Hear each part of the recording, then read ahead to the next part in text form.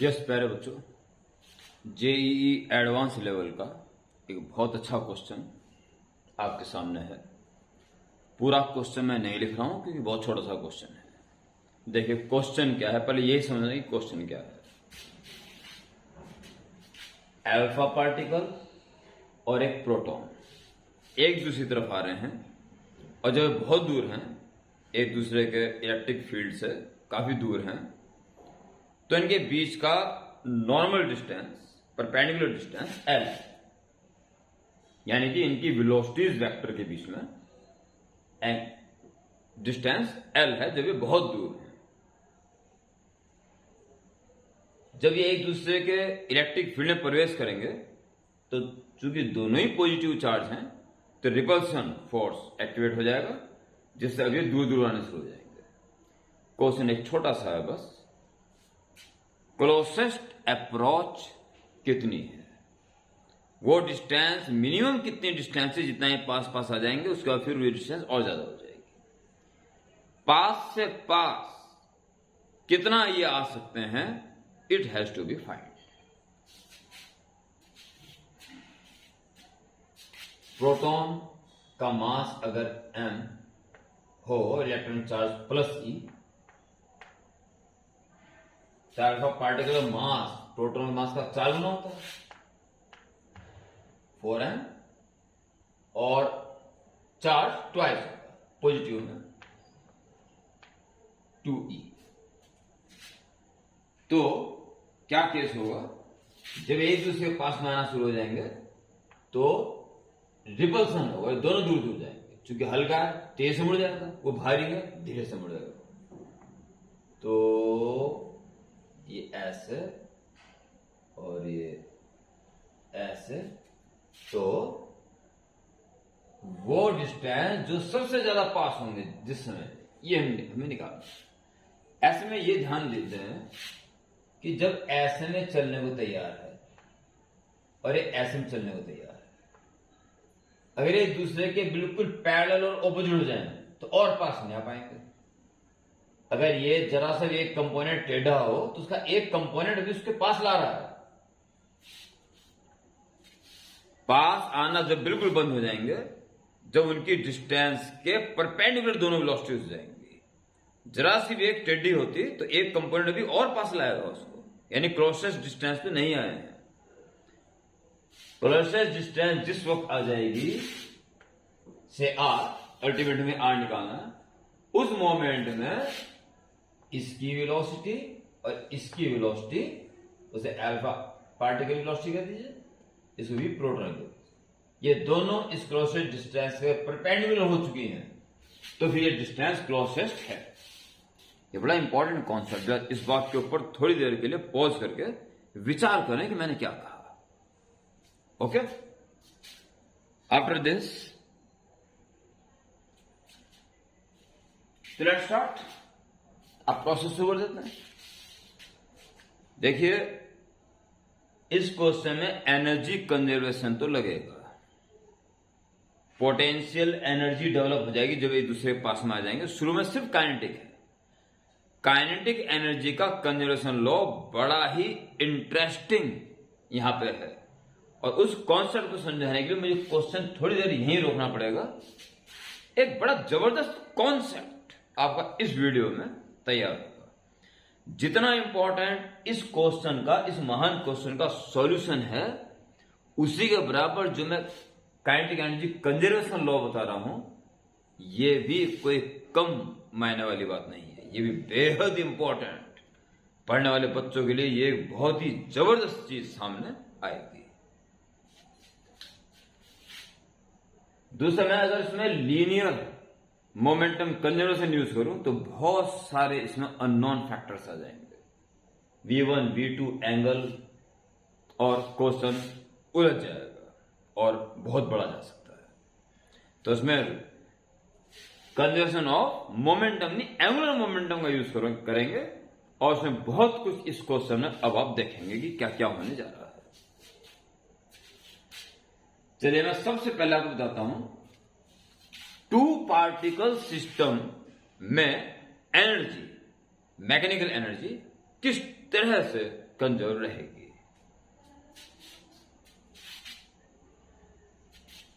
ये कॉन्सेप्चुअल बता रहा हूं जरा, अभी क्वेश्चन शुरू नहीं कर रहा हूं। ओके, कॉन्सेप्ट देखिए, इसमें वास्तव में जब एक दूसरे से बहुत दूर हैं तो कितनी काइनेटिक एनर्जी पूरे सिस्टम की है। ओके, हाफ 4m और V0 V0 की वैल्यू दे रखी है। ओके, और एक ये 1/4 की जगह लिखा हुआ उसने, अंडरस्टूड होती है बातें।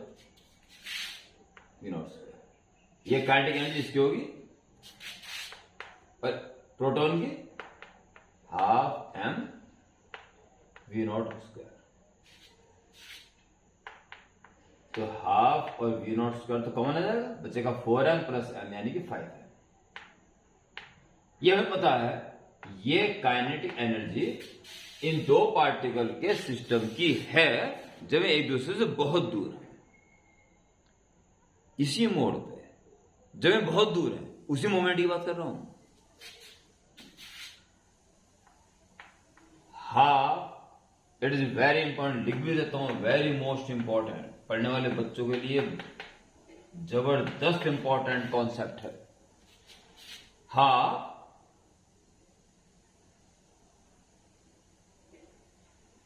सिस्टम का मास और सेंटर ऑफ मास का स्क्वायर, हाफ mv²। पूरे सिस्टम का मास और सेंटर ऑफ, मतलब पूरा सिस्टम एक जगह कंसिडर्ड हो जाएगा तो उसकी वेलोसिटी है ये हो गया सेंटर ऑफ मास की काइनेटिक एनर्जी। पूरे सिस्टम की एनर्जी और पूरे सिस्टम का मास और सेंटर ऑफ मास की वेलोसिटी हमें पता हो, ये इसके इक्वल नहीं आने वाला है। ये ध्यान रखें इस बात का। टू पार्टिकल सिस्टम जो एक दूसरे के इंटरेक्शन में आ जाएगा तो प्रभाव पड़ जाता है। ऐसे में प्लस एक और half mv², half m reduced mass. अगर इन दोनों मासेज का एक ही मास कंसिडर करें तो क्या मान लेना चाहिए? रिड्यूस्ड मास हाफ mv², और v जो होगा वो रिलेटिव वेलोसिटी का स्क्वायर होगा। अगर टू पार्टिकल जो एक दूसरे के इंटरेक्शन में आ सकते हैं उनकी काइनेटिक एनर्जी हमें इस प्रकार से लेनी चाहिए, वैल्यू से यही आएगी, वैल्यू इसकी यही आएगी। इस बात का इस पार्ट में मैं प्रूफ करके आपको दिखाऊंगा पहले, ताकि आप सच्चे मन से इस कॉन्सेप्ट को लेना शुरू कर दें। और इस कॉन्सेप्ट को इस क्वेश्चन में अगर लिया जाता है तो क्वेश्चन जल्दी हो जाएगा, वरना ये क्वेश्चन आप पढ़ने वाले बच्चों को दिख गया होगा। ठीक है, तो वेरीफाई करते हैं। चलिए ठीक, इसको वेरीफाई कर लेते हैं। इसकी वैल्यू अगर इसके को आ जाती है तो हमें तसल्ली मिल जाएगी कि we can use this concept, kinetic energy of two particle system. Course start नहीं हुआ अभी, इट इज कॉन्सेप्ट। हाफ पूरे सिस्टम का मास 4m और m 5m, centre of mass की वेलोसिटी का स्क्वायर। चलिए वेलोसिटी मान निकाल दीजिए, ये वाला मास इंटू इसकी वेलोसिटी प्लस ये वाला मास इंटू वेलोसिटी माइनस में, तो m इंटू माइनस में तो माइनस आ जाएगा v0, ये वाला मास उसकी वेलोसिटी प्लस ये वाला मास उसकी वेलोसिटी माइनस में आएगी अपॉन टोटल मास 5। ये हो गया सेंटर ऑफ मास की वेलोसिटी। उधर आइए, प्लस हाफ रिड्यूस्ड मास, दोनों मास के ऊपर प्रोडक्ट कर दो 4m इंटू m, नीचे प्लस कर दो तो 4m प्लस m 5 रिड्यूस्ड मास। और रिलेटिव वेलोसिटी v0 ये v0 ये, तो इसके रिस्पेक्ट रिलेटिव कितनी हो जाएगी 2v0। बड़ी तेज एक दूसरी तरफ आते नजर आएंगे at the velocity 2v0 square. अगर ये चीज की क्लियर आ जाती है इसके इक्वल, क्योंकि वास्तव में तो काइनेटिक एनर्जी यही है ना, बस तो ये कॉन्सेप्ट यूज कर सकते हैं, इसकी तसल्ली मिल जाएगी। हाफ, ये 5m है, नीचे 5m का स्क्वायर, तो 5m बच जाएगा, और ऊपर 3mv0 का square 9m square v0 square plus half, एक m काट दीजिए, 4m/5 और 4v0 स्क्वायर। ठीक है, आपका इस m से ये m कट जाएगा ऊपर का, तो आप कॉमन ले लीजिए mv0 स्क्वायर, तो है दोनों में, अपॉन 2 5 जा 10 में कॉमन ले लीजिए, mv0 square upon 10, nv square upon 10, तो 9 बचेगा, और यहां mv0 स्क्वायर अपॉन 10, तो 8 बचेगा, नहीं सॉरी 16 बचेगा। ठीक, 4 + 16, तो यह आ जाएगा 25 25 mv0 स्क्वायर अपॉन 10, 5 दूनी 10, 5 पंजे 25, इट इज हाफ, और 5m v0 square, half 5m v0 square. इस बात की तसल्ली कर लें कि जब 2 पार्टिकल सिस्टम की काइनेटिक एनर्जी लेनी हो तो ये फंडा हमें यूज करना चाहिए। वेरी इंपॉर्टेंट है, खतरनाक इंपॉर्टेंट है, ध्यान रखना। ठीक है, सबसे बड़ा कॉन्सेप्ट यही यहां पे काम है। तो आप इसको पॉज कर रिप्ले करके दोबारा कंसिडर कर लें। मैं कहता हूं जितना इंपॉर्टेंट कॉन्सेप्ट है ये क्वेश्चन है, उतना ही इंपॉर्टेंट कॉन्सेप्ट भी है। आप कॉन्सेप्ट को क्लियर करके इसको पकड़ में ले आए और अपने नोट्स में सही मायने में इसको जगह देते हैं। चलिए अब आगे बढ़ते हैं।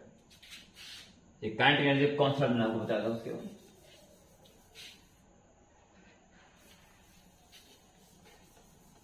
अब एक क्वेश्चन स्टार्ट होता है।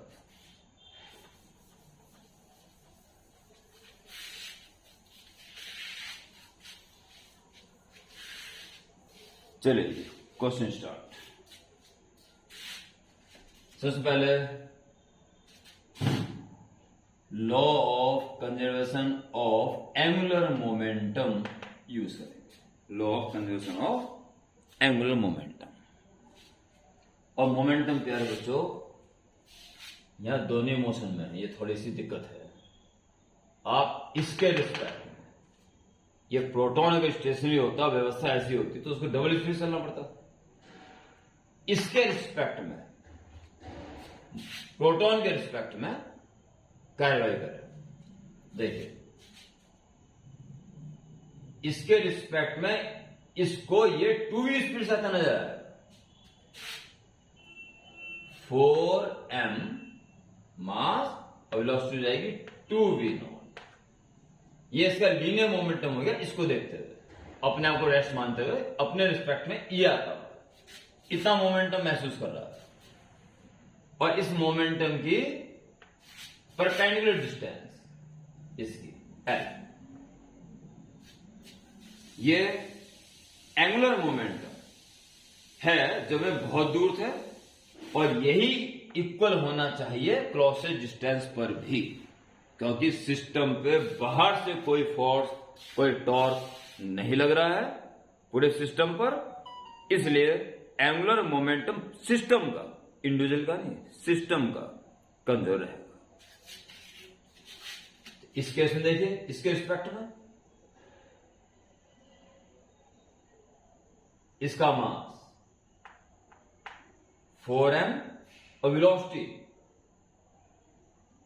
v अल्फा और vp से ऐसा आ रहा है, तो आप इसको v अल्फा प्लस vp, अभी v0 थे तो 2v0 से नजर आ रहे थे, पास आते हुए, और अब ये ऐसे जरा vp से वो v अल्फा से ऑपोजिट चल रहा है। अभी ये उसकी बहुत हाई स्पीड से गुजरते हुए नजर आएगा। दोनों की स्पीड ऐड हो जाएंगी, रिलेटिव वेलोसिटी। ठीक है, और इसको एक साथ ही रखना तो थोड़ा सा आपको पता चलेगा इस बात का। 4m से 4m कैंसिल, ये रिलेटिव वेलोसिटी भी लिख सकते हो आप, इसको रिलेटिव वेलोसिटी भी लिख सकते हो। आप वेलोसिटी ही लिख दीजिए, इसको रिलेटिव वेलोसिटी लिख दीजिए, जरूरत पड़ी तो हम इसको v अल्फा प्लस v भी लिख देंगे। रिलेटिव वेलोसिटी, ठीक है, 4m इंटू रिलेटिव वेलोसिटी ये होगी, और इंटू परपेंडिकुलर डिस्टेंस। डिस्टेंस लिखने भूल गए थे,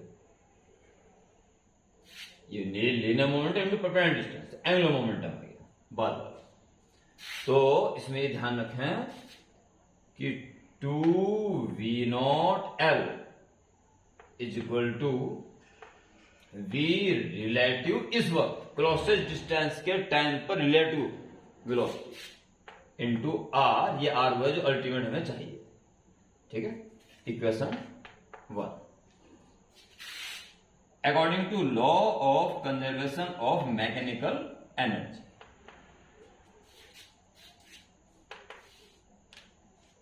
जब हम बहुत दूर थे तो kinetic energy initial plus potential energy initial, यही टोटल एनर्जी क्लोजेस्ट डिस्टेंस पर भी होनी चाहिए। Kinetic energy final plus potential energy final, इसको आगे बढ़ाएंगे, ठीक है। काइनेटिक एनर्जी का कॉन्सेप्ट मैं आपको बता चुका हूं, इसके ऊपर पूरा ध्यान देंगे। इनिशियल काइनेटिक एनर्जी, इनिशियल तो आप ये भी लिख सकते हो, half M this square plus half M this square लिख सकते हो, परंतु अगर आप उस फॉर्म में लिखते हो सेंटर ऑफ मास के फॉर्म में, क्योंकि उसमें लिखे या ना लिखे पर इसके लिए लिखना पड़ेगा फाइनल के लिए। फाइनल में तो एक दूसरे प्रभाव क्षेत्र में आ गए, अब तो सेंटर ऑफ मास की वेलोसिटी की जरूरत पड़ेगी, तो फिर उसको भी उसी फॉर्म में लिखें। तो इनिशियल की बात करते हैं, हाफ पूरा मास, सिस्टम का मास 5m और v का स्क्वायर, पूरे सिस्टम का मास और पूरे सिस्टम के सेंटर ऑफ मास की स्पीड हो जाएगी 4m into V naught plus m into minus V naught, तो माइनस एम वी नॉट और upon 4m plus m, m1 v1 plus m2 v2 upon m1 plus m2, centre of mass की speed का form. ये तो क्या centre of mass की kinetic energy plus half reduce mass, reduced mass. देखो मैं आपको, देखो ये जो सेंटर ऑफ मास की काइनेटिक एनर्जी है, सेंटर ऑफ मास की स्पीड तो नहीं बदलेगी ना। देखो मैं थोड़ा और शॉर्ट कर देता हूं इसको मैं थोड़ा और शॉर्ट कर देता हूं। हाफ पूरे सिस्टम का मास और सेंटर ऑफ मास का, ये तो हो गया सेंटर ऑफ मास की काइनेटिक एनर्जी, और प्लस हाफ रिड्यूस मास 4m into m upon 4m plus m, और v रिलेटिव का स्क्वायर, रिलेटिव कितनी जाएगी 2v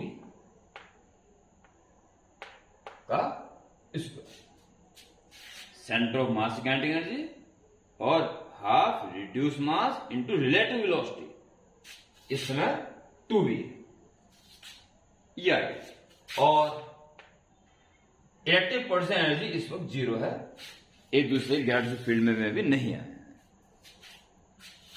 should be equal to, एक बार स्क्रीन चेक कर लेता हूं, हाँ ठीक है। देखिए बड़ा मजेदार, क्लोजेस्ट डिस्टेंस में जब आ जाएंगे तब half M V C M square. ध्यान दें, सिस्टम का सेंटर ऑफ मास अगर चल रहा है तो उस पर कोई भी फोर्स, कोई भी टॉर्क नहीं लग रहा है, वो उसी वेलोसिटी से चलेगा, मास तो सिस्टम कांस्टेंट रहेगा, यानी कि सेंटर ऑफ मास की काइनेटिक एनर्जी जो पहले थी वही अभी भी रहेगी। प्लस यहां फर्क पड़ेगा, half into reduce mass 4m into m upon 4m plus m into v relative का स्क्वायर। इस समय एक दूसरे को देखेंगे तो v alpha plus V P, जिस हमने v रिलेटिव लिख दिया सही समय पे, नहीं तो इसका एक्सप्रेशन बड़ा आता, इसका भी एक्सप्रेशन बड़ा आता। ये थोड़ी होशियारी इस क्वेश्चन में दिखानी पड़ेगी आपको।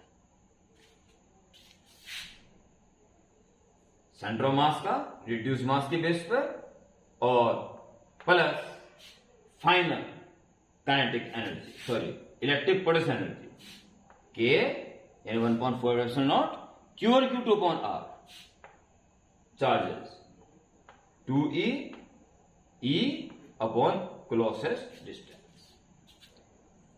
ये आ गया जी। अब आप इसको प्रोसीड करें और इससे जो फालतू चीज को हटा देंगे तो बस हमारा काम हो जाएगा। देखिए दोनों तरफ दिस कैंसिल, ये बहुत बड़ा काम हुआ। इसी कार्ड से मैंने इसको इसी काइंड के डायरेक्ट नहीं ली थी, मैंने सेंटर मास के रूप में ली थी, मुझे पता था उसमें भी आया था। तो एक काम तो ये हो गया आपका। आगे बढ़ेंगे, देखिए क्या बताया। प्रोसीड। एक बार मैं स्क्रीन चेक कर लेता हूं, बस अब मैं तो क्वेश्चन खत्म करूंगा। बस यहां से बचा जी 1/2 और 4m square upon 4m plus m 5m और 4v0 स्क्वायर 4 और v0 स्क्वायर हो जाएगा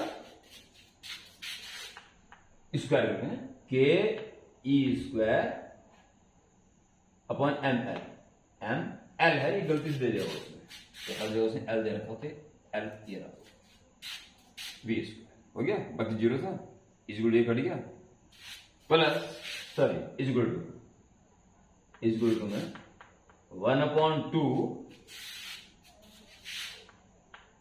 4m स्क्वायर अपॉन 5m।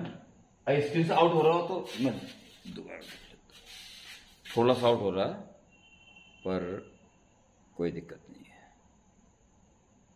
ठीक है। कॉपरेट करना। रिलेटिव वेलोसिटी का स्क्वायर, चलो अभी रहने दो इसको, v रिलेटिव का स्क्वायर अभी ऐसे रहने दो, plus 2k e square upon r, ठीक है। कंटिन्यू, m कट कर दीजिए, इस m को भी कट कर दीजिए,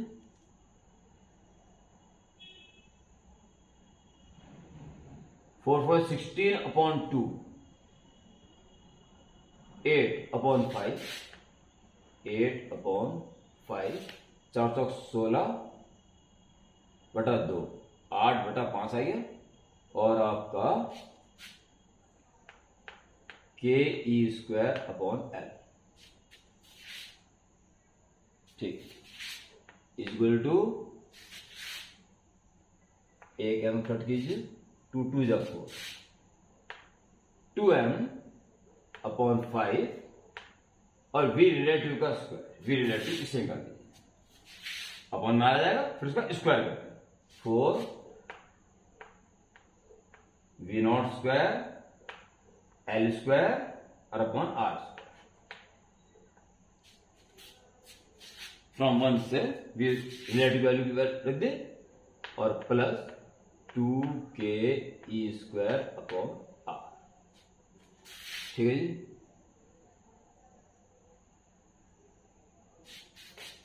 और इसकी वैल्यू लिखी जाएगी, तो 8k e square upon 5l equal to 2 4 जा 8/5 m l square upon r square, ml square upon r square 8/5 हो गया, और v0 का स्क्वायर हो जाएगा के E square upon M L सब आ गया, और प्लस 2 के ई स्क्वायर अपॉन आर। ये जो उसमें वैल्यू दे रखी है शायद हमारी बहुत बहुत बड़ी हेल्प के लिए दे रखी है। तो इस एम एल से एम और एल की एक पावर कम हो जाएगी, ठीक है, और ये 5L है, एक L कम हो गया और ये R है। तो आप एक काम करेंगे, इस ऐसे रहने दें, 8 के ई स्क्वायर अपॉन 5L, और इधर कॉमन लेने क्या आ रहा है, के ई स्क्वायर तो ले लो कॉमन, और यहां क्या है 5R, तो के स्क्वायर पहले बार के स्क्वायर बाहर ले लिया तो बचता है यहां पे L, 8L के स्क्वायर बाहर लिया तो 8L अपॉन 5R, और यहां से के से बाहर ले लिया तो 2 अपॉन R, या के ई स्क्वायर कैंसिल, अब ये क्वेश्चन अपने रेंज में आता जा रहा है। 8 upon 5L is equal to K square is equal to, आप क्या करेंगे 5R स्क्वायर कॉमन ले लीजिए, मैं एलसीएम, तो 8L प्लस 5R यानी कि 10R, 5R से इंटू करोगे 5R स्क्वायर करने के लिए तो 10R, 5 से 5 कैंसिल, R में निकालना है तो 8R स्क्वायर हो गया is equal to 8L square plus 10LR, ठीक, क्वाड्रेटिक इक्वेशन बना दीजिए, 8R square minus 10LR minus 8L square is equal to 0। अब आप, क्योंकि L तो गिवन पैरामीटर है, एल्गोरिथम में आंसर आएगा, R निकाल दीजिए, फैक्टर तो खैर हो जाएंगे 64 और घटा के 10 है नहीं होने, ठीक है, तो सीधा आप R की वैल्यू निकाल दीजिए, माइनस बी माइनस तो प्लस बन जाएगा 10L plus minus under root B square 100L square minus 4 into 8 into C minus, तो प्लस बन जाएगा 8L स्क्वायर। एक बार स्क्रीन चेक कर लेना, ठीक चला, सही है, प्लस आएगा, यानी कि 10L तो इसका आता ना स्क्वायर रूट, अब प्लस आएगा, यानी कि अब ये 10L से ज्यादा आएगा तो माइनस लेंगे, 10L और माइनस 10L से ज्यादा माइनस आएगी नहीं वैल्यू, तो वी टेक ओनली पॉजिटिव से, क्लियर, क्योंकि R का पॉजिटिव होना जरूरी है ना, अपॉन 2 8 60, बस इसको सिंप्लीफाई कर लो जितना हो सकता है, R is equal to 10L plus under root, ये हो जाएगा जी आपके पास कितना हो जाएगा,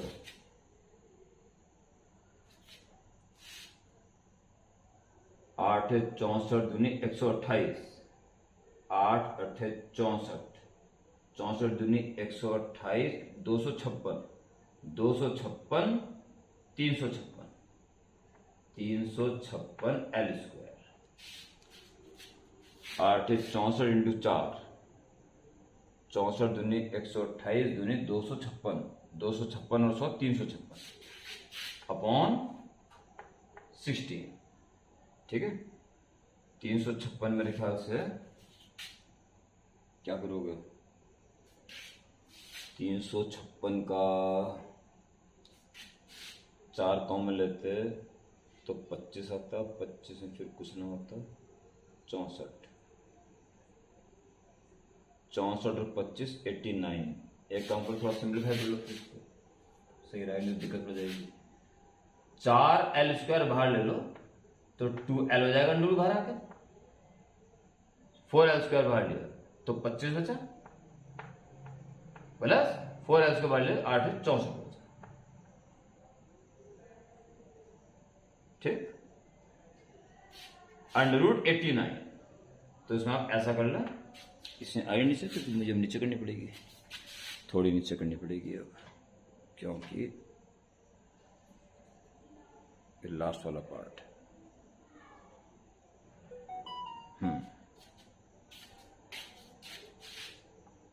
2L टेक कॉमन तो बचेगा 5 प्लस अंडर रूट 89 अपॉन 16 और 2 8 जा 16, so 5 plus under root of 89 whole divided by 8 into L is the answer.